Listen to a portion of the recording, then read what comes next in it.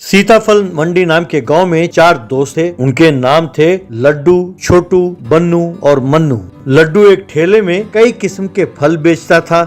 फल ले लो भैया, फल ले लो। आम लो, केले लो, चीकू लो, सीताफल ले लो भैया। तरबूज ले लो, खरबूज ले लो, सेब ले लो, सब ले लो भैया। यूं आवाज देते हुए पूरे गांव का चक्कर लगाता था।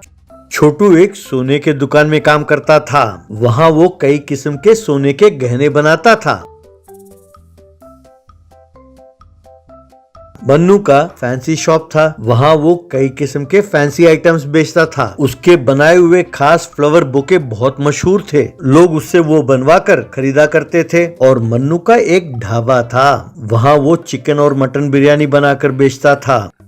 खास तौर पर उसका बनाया हुआ बॉइल्ड एग सलाद बहुत मशहूर था। वो अंडे उबालकर उनके छिलके निकालकर उसमें मसाला डालकर बेचता था। उसका स्वाद बहुत बढ़िया होता था, इसलिए लोग उसकी खूब प्रशंसा करते।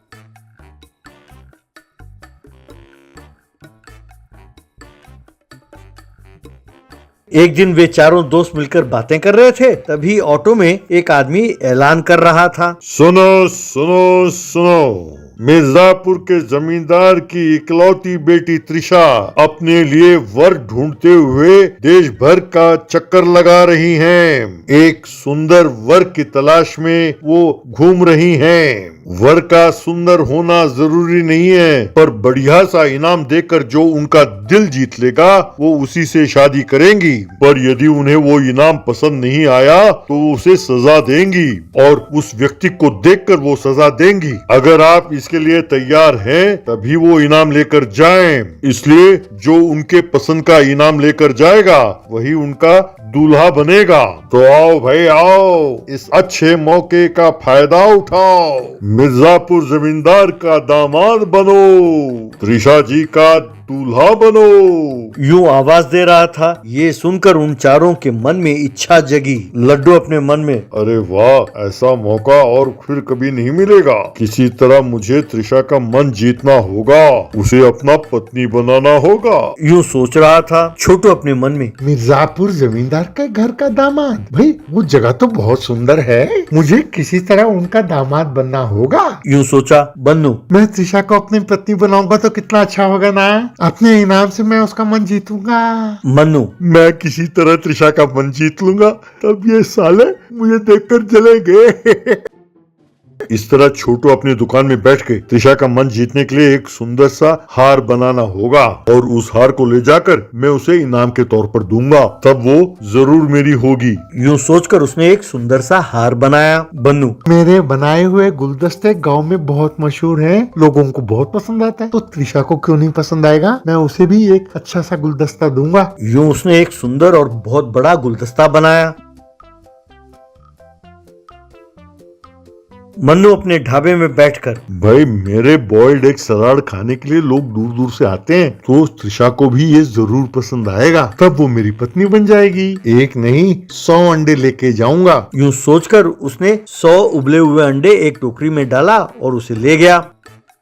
यूं तीनों मिलकर जमींदार के घर गए। वहाँ उन्होंने देखा कि त्रिशा एक सिंहासन पर बैठी है और उसके पास 4 मुस्टंडे बॉडीगार्ड्स खड़े थे। तब तक पता नहीं क्या हुआ, लेकिन कुछ लोग वहाँ सजा भुगत रहे थे। एक आदमी दीवार के पास सर के बल खड़ा था, तो दूसरा पानी के ड्रम में डूबा हुआ बैठा था। त्रिशा उनको देखकर, आप लोग भी मुझे इनाम देने आए हैं? आप देख रहे हो ना उनका क्या हाल है। अगर मुझे आपका तोहफा पसंद नहीं आया तो आपको सजा मिलेगी, सोच लो। छोटू, मेरा दिया हुआ इनाम आपको जरूर पसंद आएगा। ये सोने का हार मैंने बहुत मेहनत से बनाया है, मेरे तरफ से आपके लिए ये तोहफा है, कहकर उसने उसे दिखाया। तब त्रिशा, अरे मूर्ख, ऐसा कोई सोने का हार नहीं जो मैंने नहीं देखा। मुझे तुम्हारा ये सोने का हार बिल्कुल पसंद नहीं आया। सुनो, ये हार इसका मुंह में ठूसो।